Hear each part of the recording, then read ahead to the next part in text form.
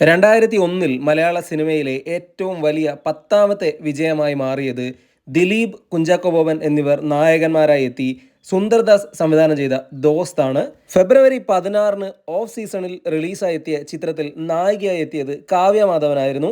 മികച്ച ഗാനങ്ങളടങ്ങിയ സിനിമയ്ക്ക് ഭേദപ്പെട്ട അഭിപ്രായം നേടിയെടുക്കാൻ കഴിഞ്ഞു. വലിയ ഹിറ്റായി മാറാൻ സിനിമയ്ക്ക് കഴിഞ്ഞില്ലെങ്കിലും ഹിറ്റ് സ്റ്റാറ്റസ് ബോക്സ് ഓഫീസിൽ നേടിയെടുക്കാൻ ദോസ്തിന് കഴിഞ്ഞു.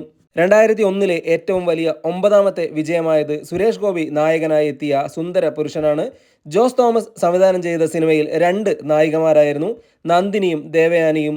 മുകേഷും പ്രധാന കഥാപാത്രമായെത്തി. സുരേഷ് ഗോപിയുടെ സ്ഥിരം ആക്ഷൻ സിനിമകളിൽ നിന്നുള്ള മാറ്റമായിരുന്നു സുന്ദര പുരുഷൻ.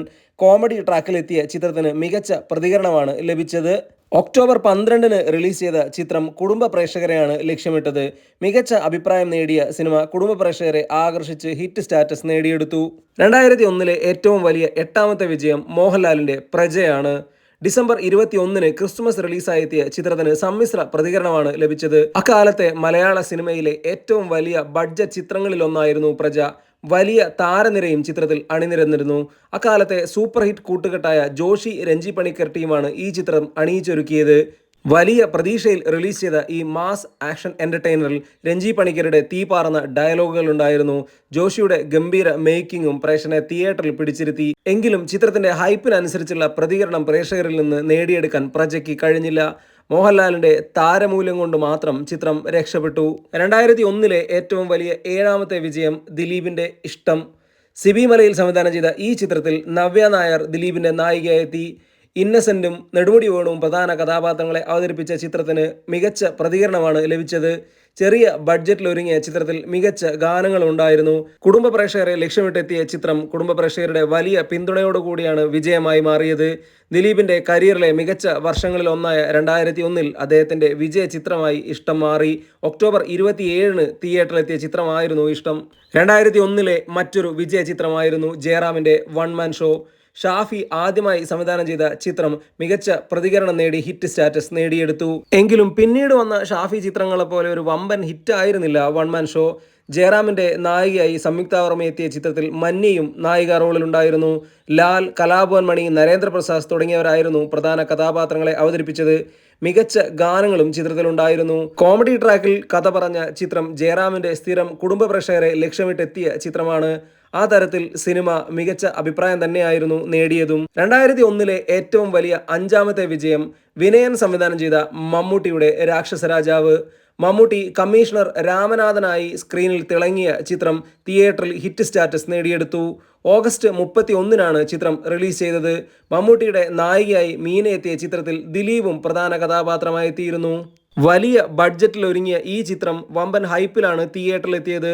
ദാദാ സാഹിബ് എന്ന ഹിറ്റ് ചിത്രത്തിന് ശേഷം വിനയൻ മമ്മൂട്ടി ടീം ഒരുമിച്ച ഈ ചിത്രം ഹൈപ്പിനോട് നീതി പുലർത്തിയ പ്രതികരണമായിരുന്നില്ല ലഭിച്ചത്. മമ്മൂട്ടിയുടെ താരമൂല്യമാണ് സിനിമയ്ക്ക് തിയേറ്ററിൽ ഹിറ്റ് സ്റ്റാറ്റസ് നേടാൻ സഹായമായത്. 2001 ഏറ്റവും വലിയ 4ാമത്തെ വിജയം മോഹൻലാലിന്റെ കാക്കക്കുയിൽ. പ്രിയദർശൻ സംവിധാനം ചെയ്ത ചിത്രത്തിൽ മോഹൻലാലിനൊപ്പം മുകേഷും കവിയൂർ പൊന്നമ്മയും നെടുമുടി വേണുവും പ്രധാന കഥാപാത്രങ്ങളായി എത്തി. അതിഥി താരമായി സുനിൽ ഷെട്ടിയും ഈ ചിത്രത്തിലുണ്ടായിരുന്നു.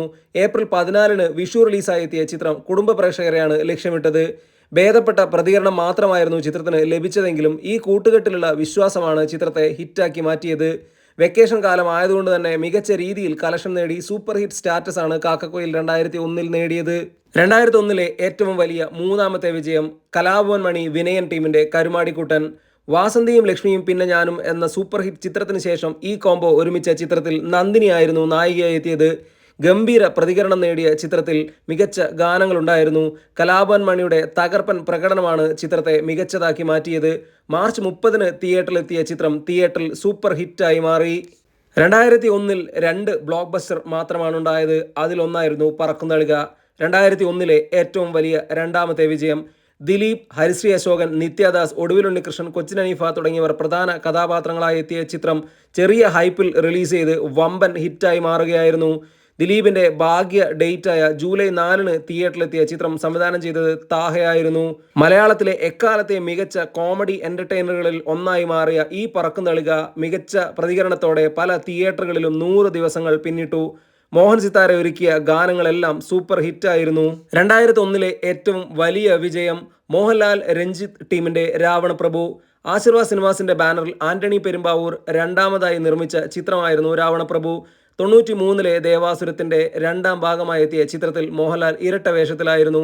മംഗലശ്ശേരി നീലകണ്ഠനായും മംഗലശ്ശേരി കാർത്തികനായും മോഹൻലാൽ നിറഞ്ഞാടിയ ചിത്രം 13ഓളം സെന്ററുകളിൽ 100 ദിവസം പിന്നിട്ടു. 2001-ലെ ഏറ്റവും വലിയ വിജയമായി മാറിയ രാവൺ പ്രഭു റിലീസ് ചെയ്തത് ഓഗസ്റ്റ് 31-നായിരുന്നു. മലയാളത്തിലെ ഏറ്റവും മികച്ച മാസ് എന്റർടൈനറായി വിലയിരുത്തുന്ന രാവണപ്രഭു രഞ്ജിത്തിന്റെ ആദ്യ സംവിധാന ചിത്രമായിരുന്നു. രഞ്ജിത്തിന്റെ മികച്ച സംഭാഷണങ്ങളായിരുന്നു ചിത്രത്തിന്റെ ഏറ്റവും വലിയ ഹൈലൈറ്റ്. മികച്ച ഗാനങ്ങളും ചിത്രത്തിലുണ്ടായിരുന്നു.